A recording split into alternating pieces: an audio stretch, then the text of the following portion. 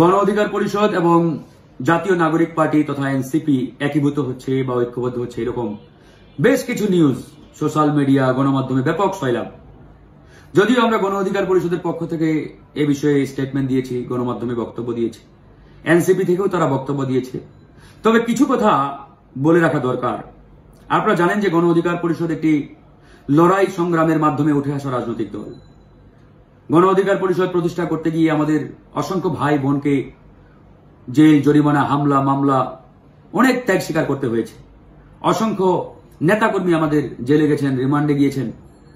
বেশ কয়েকজন ভাইকে আমাদের শহীদ হতে হয়েছে এই দীর্ঘ জার্নিতে। তাদের পরিপ্রেক্ষিতে সেই দীর্ঘ লড়াই সংগ্রামের মাধ্যমে আজকের এই গণ অধিকার পরিষদকে আমরা এই পর্যন্ত নিয়ে আসছি। আজকের এই গণ অধিকার পরিষদ হঠাৎ করে গজিয়ে ওঠা কোনো রাজনৈতিক দল নয়, কিংবা 5 স্টার হোটেলে বসে, এসি রুমে বসে ঘোষণা দেওয়া কোনো রাজনৈতিক দল নয়।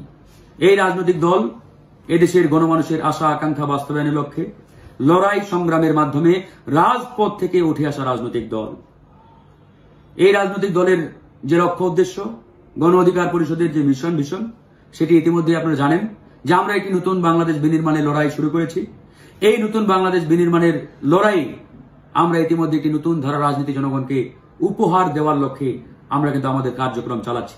আমাদের টার্গেট একটি নতুন রাজনৈতিক বন্দোবস্ত কায়েম করা, নতুন ধারা রাজনীতি জনগণকে উপহার দেওয়া। বিগত সময়ের যে পুরাতন বন্দোবস্ত, যে গতানুগতিক রাজনীতি, যে কনভেনশনাল পলিটিক্স, এই পলিটিক্স থেকে বেরিয়ে আমরা একটি নতুন রাজনীতি জনগণকে উপহার দিতে চাই। যদি এটি অত্যন্ত কঠিন এবং জটিল, এই 54 বছরের যে গতানুগতিক রাজনীতি, যে পুরাতন বন্দোবস্তের রাজনীতি, এই পুরাতন বন্দোবস্তের রাজনীতি আমি, আপনি বা আমরা চাইলেই 1-2 দিন কিংবা 1-2 বছরে ভাঙতে পারবো না। তবে ভাঙতে পারবো, সময় লাগবে। সেই সময়ের পরিক্রমায় আমরা আমাদের যে লড়াই, আমাদের যে সংগ্রাম, এটা কিন্তু জারি রেখেছি। 2018 সালের ঐতিহাসিক কোটা সংস্কার আন্দোলনের মাধ্যমে আনুষ্ঠানিকভাবে আমাদের রাজনীতির যাত্রা শুরু হয়। এরপরে দীর্ঘ 6-7 বছরের লড়াইয়ের মাধ্যমে 2024 সালে আনুষ্ঠানিকভাবে আরেকটি গণঅভ্যুত্থান বিপ্লব সাধিত হয়। এই বিপ্লবের যে বীজ, সেই বীজ 2018 সালে কোটা আন্দোলনের মাধ্যমে আমরাই বপন করেছিলাম। তারই ধারাবাহিকতায় 2024 সালের এই গণঅভ্যুত্থান বা গণবিপ্লব সাধিত হয়। এটি প্রত্যেকটি রাজনৈতিক দল স্বীকার করবেন, এটা অস্বীকার করার কোনো সুযোগ কিংবা কারণ নেই।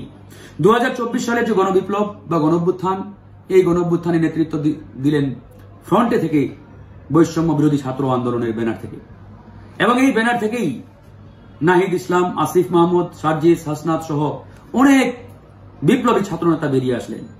তাদের সেই দৃঢ়চেতা নেতৃত্বের মাধ্যমেই বাংলাদেশকে আমরা সম্মিলিতভাবে ফ্যাসিবাদ মুক্ত করার যে মিশন, এটি আমরা সফল করি। এরপরে তারা নতুন রাজনৈতিক দল এনসিপি বা জাতীয় নাগরিক পার্টি গঠন করে। রাজনীতির মাঠে আপনারা যদি দেখেন, এই দুটো দলের যে লক্ষ্য উদ্দেশ্য, যে মিশন ভিশন, যে টার্গেট একবারই কাছাকাছি। তাদের যে চাওয়া, আমাদের যে চাওয়া একবারই কাছাকাছি। এই জন্য এদেশের মানুষ, ছাত্র জনতা তারা মনে করে তারুণ্যের এই শক্তিগুলো বিচ্ছিন্ন থাকলে আসলে আলটিমেটলি জনগণের যে ডিমান্ড, যে চাওয়া, প্রত্যাশা, এটা আসলে পূরণ করাটা অনেক কষ্টসাধ্য এবং কঠিন হয়ে যায়। এই জন্য দেশের জনগণ, এদেশের মানুষ তারুণ্যের এই শক্তিগুলোকে ইউনাইটেড দেখতে চায়, ঐক্যবদ্ধ দেখতে চায়। সেই ঐক্যবদ্ধতার জায়গা থেকে আমরা গণ অধিকার পরিষদ তারুণ্যের এই শক্তিগুলোকে একীভূত করার যে প্রক্রিয়া, এই প্রক্রিয়াকে আমরা ইতিবাচকভাবে দেখছি। আপনারা এটাও জেনে থাকবেন যে আজকের যে জাতীয় নাগরিক পার্টি, এই জাতীয় নাগরিক পার্টির অসংখ্য শীর্ষ নেতা, অধিকাংশ শীর্ষ নেতা একসময় গণ অধিকার পরিষদ তথা ছাত্র অধিকার পরিষদের মাধ্যমেই রাজনীতিতে তাদের হাতেখড়ি হয়, এবং আনুষ্ঠানিকভাবে ছাত্র অধিকার পরিষদের মাধ্যমেই তাদের রাজনৈতিক যাত্রা শুরু হয়। আজকে এই জাতীয় নাগরিক পার্টির যারা দায়িত্বে রয়েছেন, বিশেষ করে জনাব নাহিদ ইসলাম, সে এক সময় গত ডাকসু নির্বাচনে আমাদের যে প্যানেল ছাত্র অধিকার পরিষদের, এই প্যানেল থেকেই তিনি ডাকসু নির্বাচনে অংশগ্রহণ করেছেন, ডাকসু নির্বাচনে তিনি পার্টিসিপেট করেছেন। সেই জাতীয় নাগরিক পার্টির সদস্য সচিব জনাব আক্তার হুসাইন, সেই আমাদের ছাত্র অধিকার পরিষদের নেতা ছিলেন, ঢাকা ইউনিভার্সিটির প্রেসিডেন্ট ছিলেন।